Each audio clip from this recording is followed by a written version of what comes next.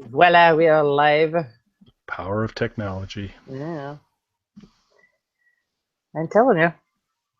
So what is this? This What is is this? not this is not This is a, walking. a mid-season finale Glenn discussion. Okay. All right. I think is probably the best way to describe it. And a little bit of Negan fanboying for me. Okay. Okay. Negan.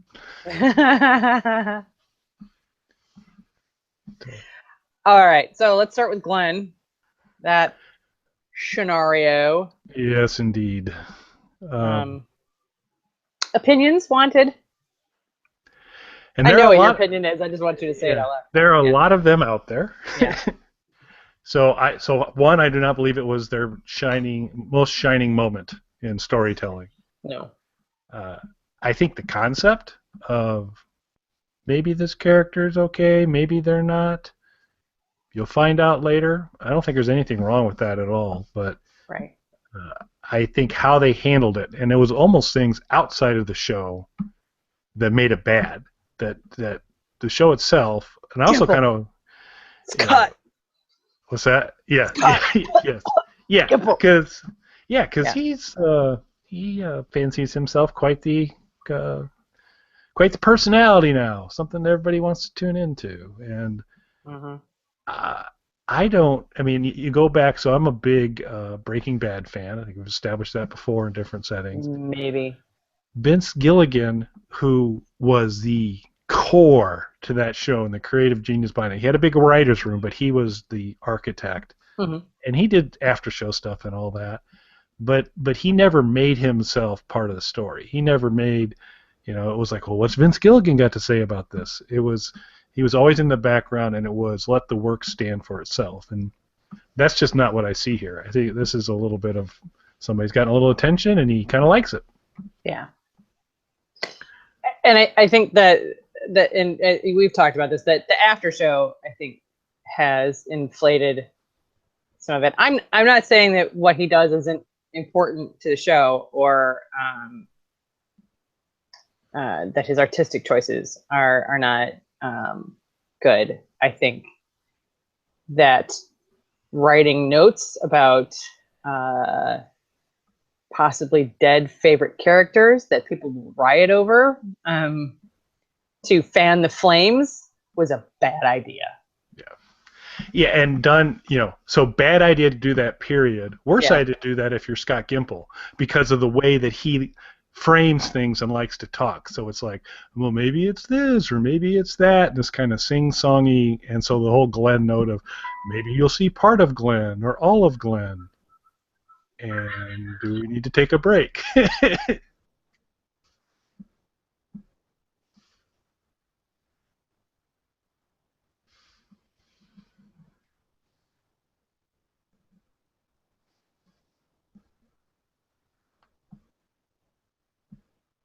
Man in a box. Yep. Sorry. Okay, done. And that All was right. man ripping headphones out of his ears. Ouch. Oh! I've got with this setup here, I've got a cord that I talk this way too much, and the downward chop talk. When Yeah. I'm making a point this way, I can catch the headphones and cause all sorts of havoc. Anything else you need to do? Nope, that's it. Okay. And back into. But the you know Gimple does this sing-songy. Maybe you'll see Glenn or part of Glenn, or it's all this unnecessary crap.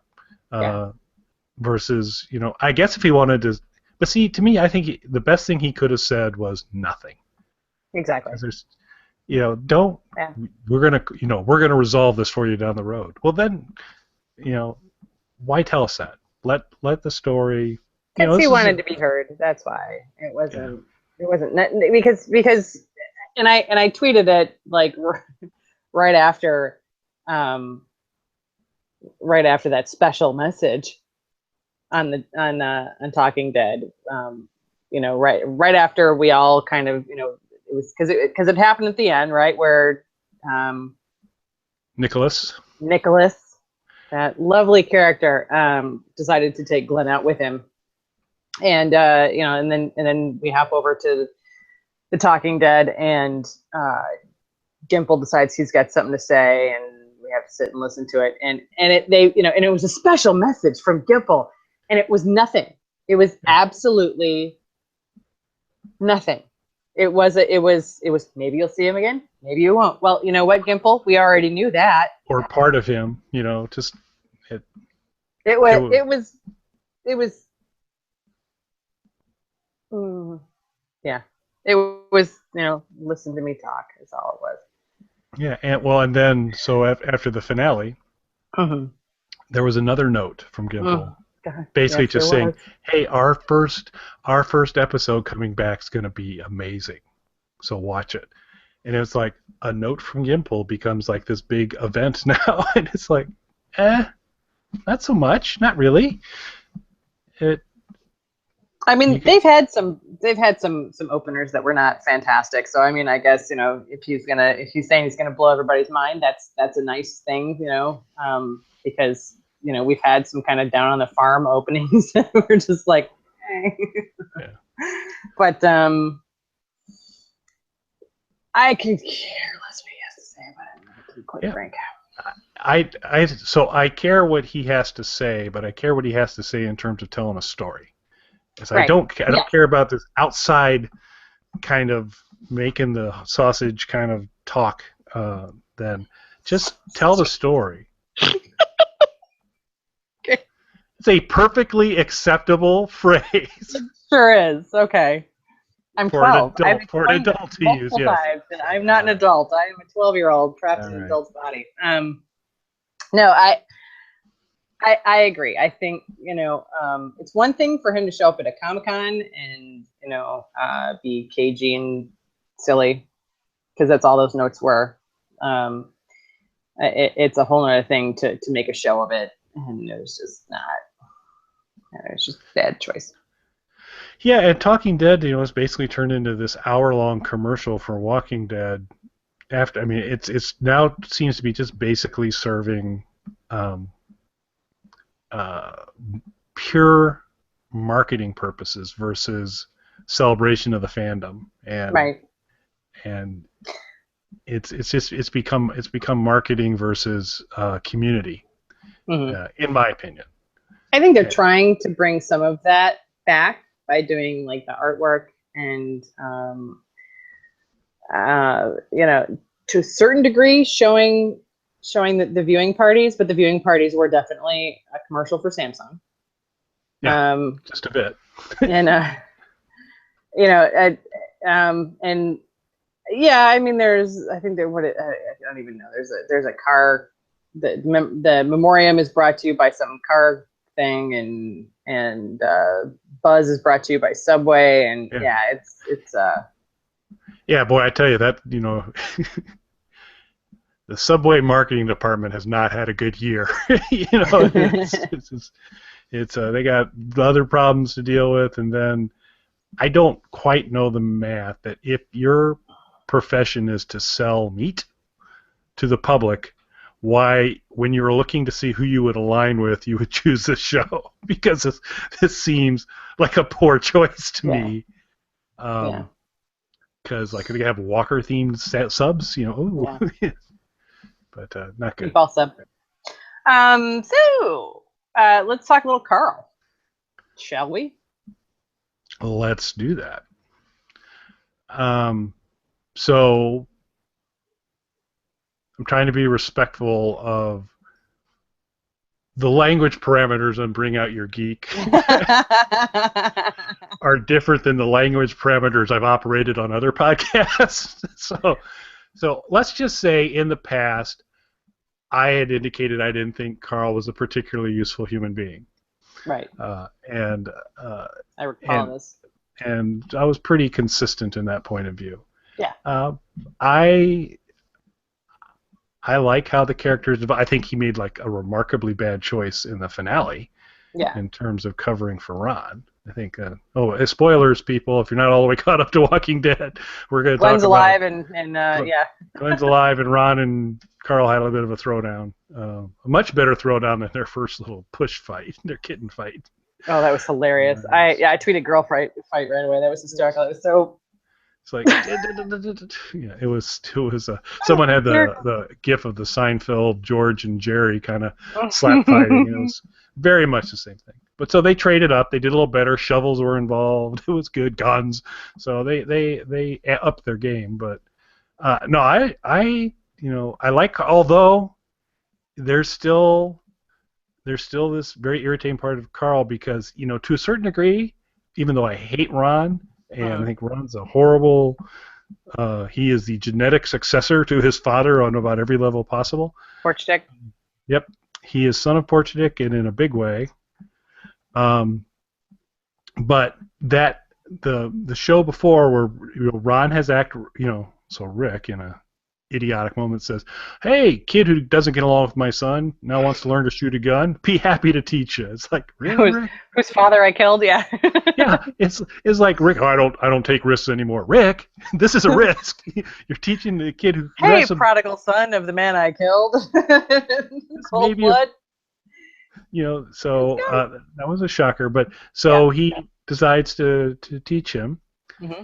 And somehow, inexplicably, decides that Carl needs to be along for the lesson. And boy, everything Rick said, that Carl would follow up with some sort of condescending comment about, "Oh, and you will be scared," and "Oh, you're gonna," and I was just like, dude, you're just like begging him to. How about like this? Bang. What do you think about Carl?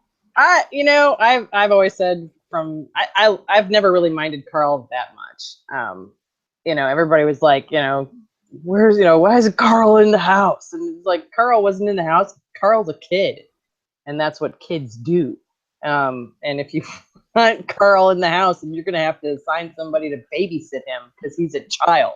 Yeah, or do something like actually have a mother available. I don't know. Yeah, somebody named Lori, maybe. Yeah, actually watching her kid. I don't know. Yeah, could be. So, I think he did some stupid stuff very early on, but he was also a child, and I can't say that I know any other kids that would be that much better behaved. I mean, I think on the farm there was some level of being removed from the fear because they really didn't have to deal with hordes of walkers, and there was the occasional one that got picked off here and there, but they didn't have to deal with it all that much really there, and so he was a little removed, and it was a very sort of safe place for him to be. And so he wandered off because that's what kids do. Kids don't have great big attention spans to sit indoors all day and not get in trouble. They don't have that kind of, So I always kind of got it. I mean, I'm also not a huge fan of children and teens in my entertainment. Yes, you have established that in multiple settings. I have. I get so irritated watching teenagers. It's just not even funny. That being said, Ron, someone needs to just heave that boy over the wall. And Carl, I don't mind him so much right now. I'm kind of like, ever since he had his little meltdown, locked in the house with his dad, possibly turning into a walker, and he ended up on the roof eating pudding. I kind of like him after that. Like, he needed to just have his little rebellious, flip out moment that was very sort of like, fodder for the psychiatrist couch. And then he was sort of fine. I think, like I said, the condescending thing with Ron, poor choice. But again, he's a kid still, so you're gonna, and you don't. there's obviously friction between the two. Yeah. So. Yeah, and they both like Enid. Yeah. Whom, by the way, another one. Just push her out of the tree, Glenn. Push her out of the tree. Just. He's like, well, yeah. When you tweeted, I think that night, just like, okay, leave her. And there was a lot of people just saying, she didn't want to come with you, Glenn. That's okay. Time to go. Exactly. Goodbye. Although, she saved Glenn. Yeah. And so you gotta give her some credit for that, because I mean, although they didn't kind of like hammer it down exactly. Yeah. The whole Glenn's under the dumpster, distractions are occurring so some of the zombies go away. More of them get, a can goes rolling down the pan. Well, it already had been established that Enid's all about zombie misdirection and doing things. So Right. you got to figure she's contributing to trying to thin that grouping down for him. So that obviously is a good thing that she did that. But she is a moper, not a big fan, and we cannot allow her and Ron to reproduce. I think that No. the child that would The come from spawn that of union Ron and Enid would just be like, the only thing that could possibly make the apocalypse worse than Negan, maybe. Yeah. I think you would. Negan would be like Mr. Rogers. I think that whatever this thing would be, the Ron Enid spawn would be. I hit my crappity teenage angst quota for 60 seconds of the show with her. That was it. I was done. But if they do have a kid, they can name it Enron. So that Damn it. So that would be kind of cool. That's the only good thing about it. Oh, that's so bad. It's horrible. That was great. So. This is evil. So yeah, I'm with Carl. Okay. So, but back to Glenn a little bit. So tell me, as you broke it apart, beyond the execution and timing of it, Glenn's escape. Are you okay with it? Are you violently opposed to say it's totally impossible? Or you're like, it is impossible. It is impossible. Seems unlikely. I through the magic of television, anything can happen. Would that have happened in real life? No. And I think if they had done it where Glenn and Nicholas fell off at a commercial break, and you come back, and then they had him crawling underneath, I don't think we'd be talking about it. Right. Or if they did it at the end of one show, at the beginning of the next show, then but because they did this other kind of thing with it, it made it more than it needed to be. But yeah, I find it particularly when you go now to again, spoiler everybody, when you go to the season finale this year, one walker, Deanna, falls down, cuts herself. There's one walker in the vicinity, and she's got a bite. Yeah. One walker. There's like a billion walkers around Glenn and Nicholas, actually chowing down on a body on top of, and Glenn doesn't have a bite at all. Right. Seems highly unlikely. Seems a little suspicious. Yes, it does. And if you look at how they fell off, and then when they came back and showed the Great Escape, everybody was laid out in a way that says, okay, plausible is a strong word, but you go, okay, I see how it's physically possible for him to now crawl underneath, and possibly, but the continuity between when they fell off and how they were laying, it was all jacked up. It was sloppy, lazy writing. So, but it's over. So thank God. We move on.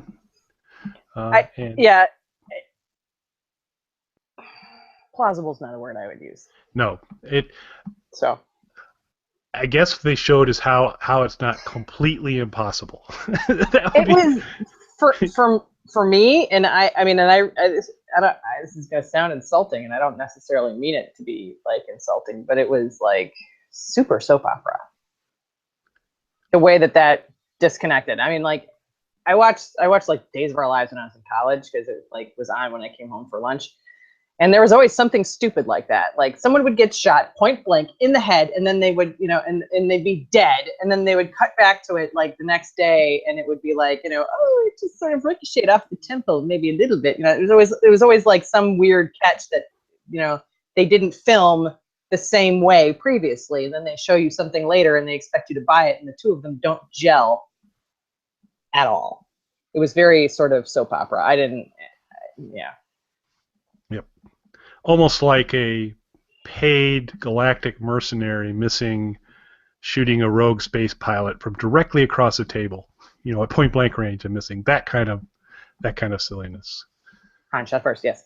Yes, he did.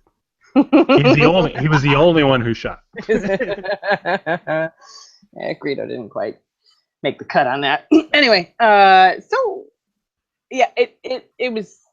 I don't know. I felt cheated the way that they did that because it was not. Glenn would be dead. Yep. Just, I mean, and I'm not saying I want him to be. I mean, I like him as a character.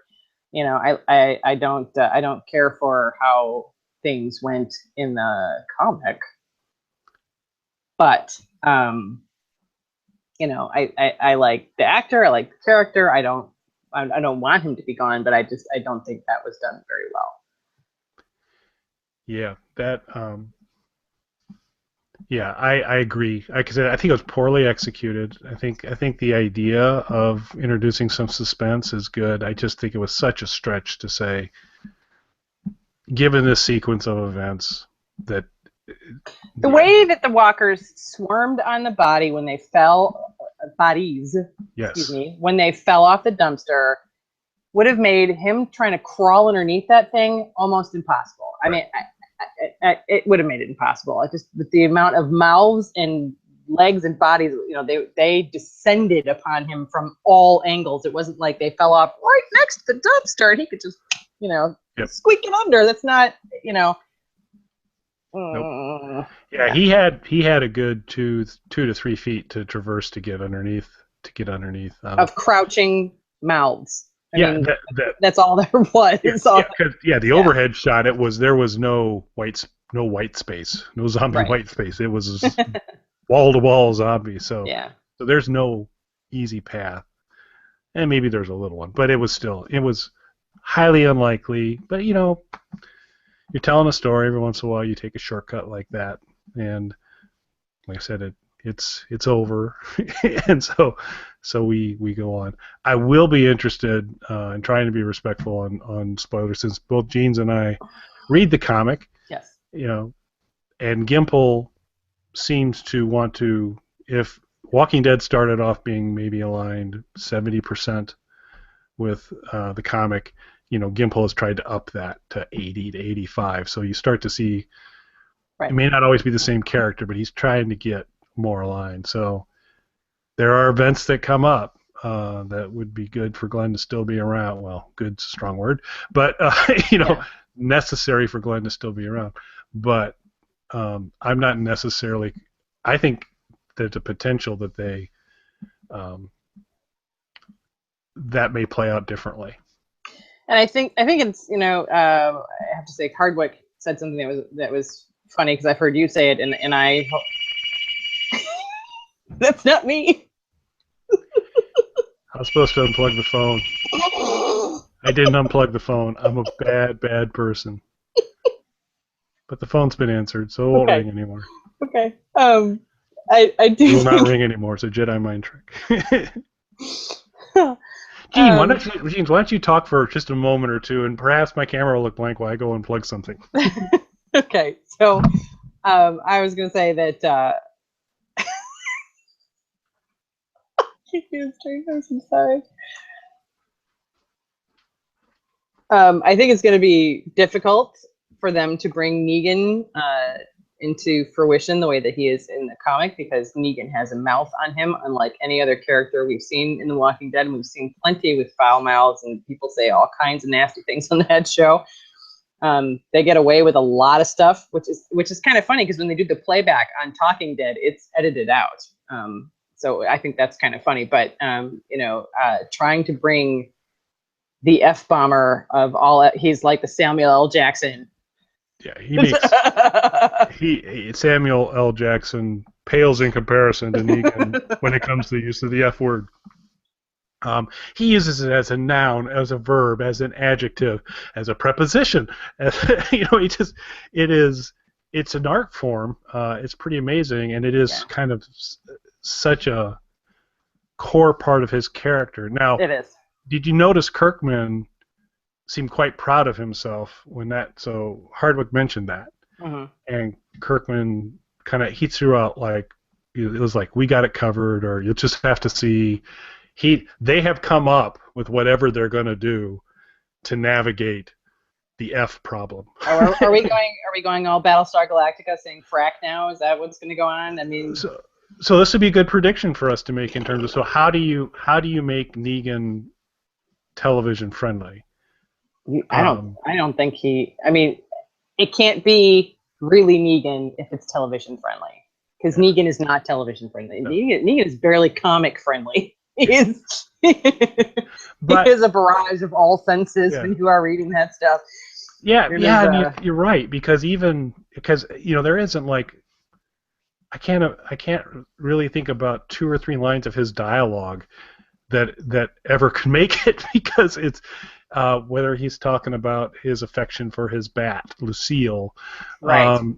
Whether he's describing someone's lack of an eyeball. Yes. His updates on his current state of arousal. Yeah. These are things that we get with a great regularity with Negan that I think will be difficult on AMC. So I think it would be difficult anywhere. I think even if you HBO, you could do. You could, but I still think there's just a level of Negan that I don't even think HBO would hit. He's just so foul, and I think, it's almost like Kirkman wrote him so that they couldn't get him onto television. It's like, figure this out, Gimple. Made it so nasty and so foul that there's no way to actually put this character true to form. On celluloid. It won't be Negan. It'll be a flavor of him, but it will not be Negan. Yeah, and that's so like the Governor, because realistically, they took the TV Governor and the comic Governor in terms of totally different. In terms of the kind of some of their main motivations and the things that they move forward in the plot. I mean, there was the Governor. Right. One did it a little bit more through charisma, and the other one through intimidation. The comic more the intimidation. Psycho. So we'll see on that. So to me, I think they can only go one or two. Well, maybe there's 3 routes. One, you create new Negan.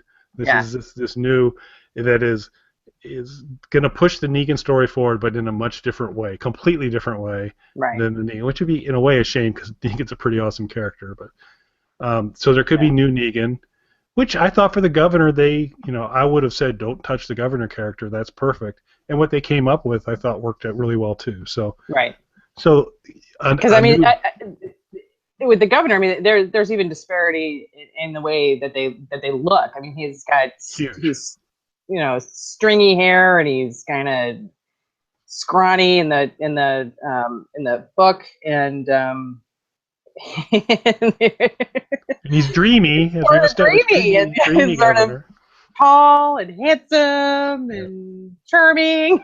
Wears a vest. Just kind of wears a vest. Yeah. Kind of all fancy like that. Yeah. But so there's the end result was the same. Yep. So there's mutated Governor, mutated Negan.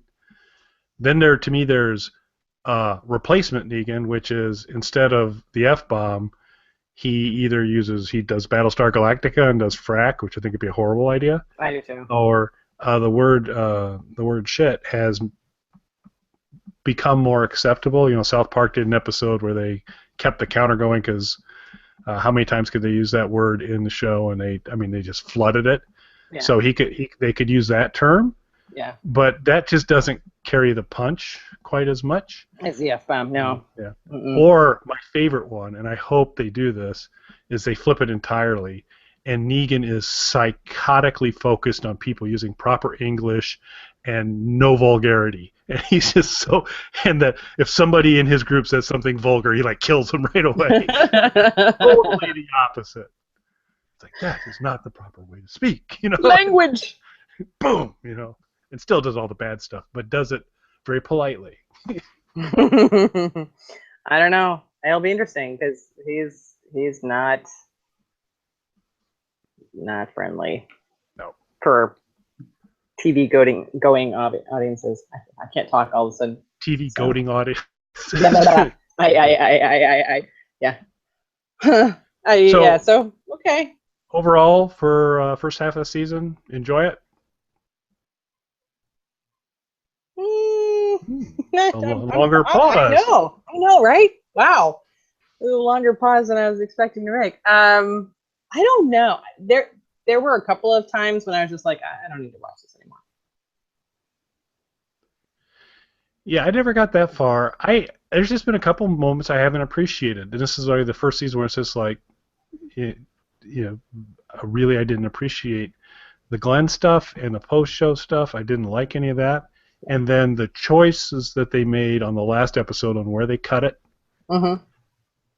felt pretty unrewarding to me. I would have liked a little bit more closure to you know The relieve them. amount of time I have to say, I just have to get this out. The amount of time spent on the porch killed me. Did we not have a plan? Was the plan only to get out of the house and it just fell apart from there? And everybody, I was just like, We're on the porch. let's all stand around the porch. Are you on the porch? I'm on the porch. You're on the porch too. Oh look, you're on the porch. You're on the porch. Let's all be on the porch. Let's stand around on the porch. Like, was the plan? What did they not make? Was the plan only so far as to get out of the house? I didn't understand why they were standing around out there so long. Like, what the?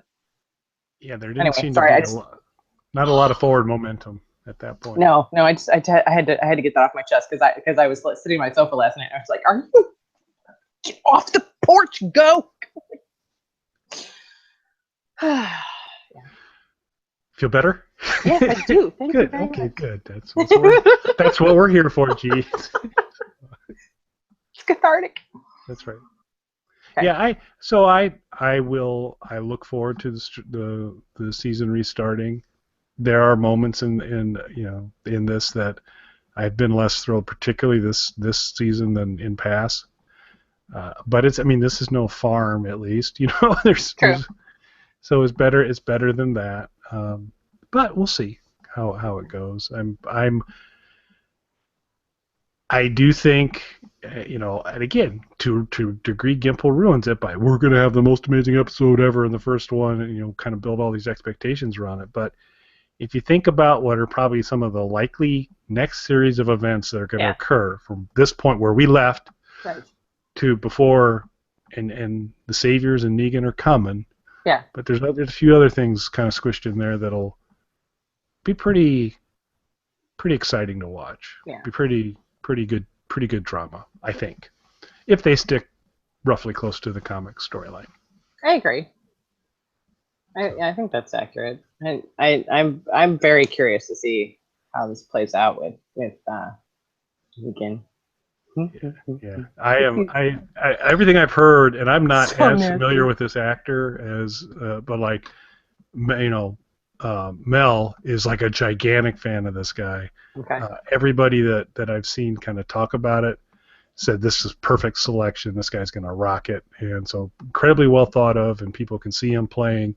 He can play somebody who's dark but funny, which you kind of need for Negan. So we'll see how it goes. Okay. And on that note, Mom, Mom, Mom, Mom. And nobody's telling him to shut up. I know. Gank that kid right up the head. All right, I'm done. That's at the end of the episode, so I thought I would just, Okay. Take us out that way. Mom.